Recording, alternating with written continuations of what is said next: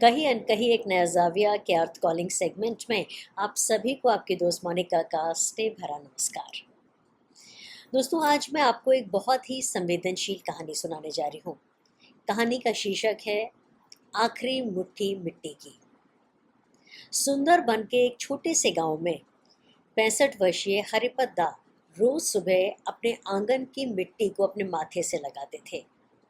ये वही मिट्टी थी जहाँ की उनके दादा ने घर बनाया था, उनके पिता की चिता जली थी और जहाँ उनके बच्चों ने चलना सीखा था। हर साल जो नदी थी वो बहुत ज़्यादा उफान पर रहती थी और इस साल भी जो ये नदी थी ये कुछ और ही ज़्यादा उग्र हो गई थी। पिछले 5 वर्षों में जो नदी थी उसने उनके खेत का आधा हिस्सा निगल लिया था। हर मॉनसून के बाद जो किनारा था वो और छोटा होता जा रहा था। लोग तो यहाँ तक कहने लगे थे कि नदी भूखी हो गई है।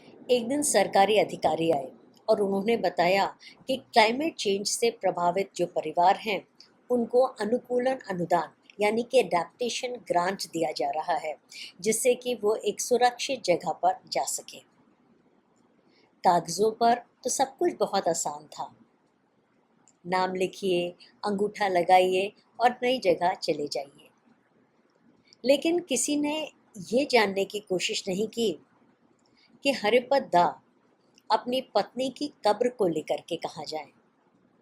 आंगन में जो आम का पेड़ था उसको किस ट्रक में भरेंगे और जिस जगह पर उनकी जड़ें हैं उन जड़ों को काट कर कहाँ ले जाएंगे।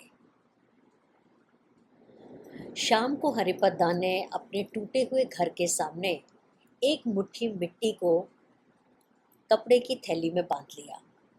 अगले दिन सुबह जब परिवार नाव में बैठने जा रहा था तो उनकी छोटी सी पोती ने हरिपत दा से पूछा कि दादू, आप इस मिट्टी का क्या करेंगे। हरिपत दा की आंखें भर आईं। उन्होंने प्यार से अपनी पोती के सर पर हाथ फेरा और कहा कि बेटा, खेत खलियान, मेरा घर, सब कुछ तो नदी निकल गई।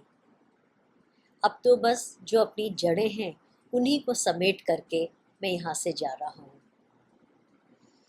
सरकारी रिकॉर्ड्स में तो वो सिर्फ एक पुनर्वासित परिवार था, लेकिन उस नाव में बैठे हुए जितने भी लोग थे उन सब के लिए ये एक दुनिया का अंत था। देखते ही देखते नाव दूर होती चली गई और पीछे छूटा हुआ गांव नदी में समा गया।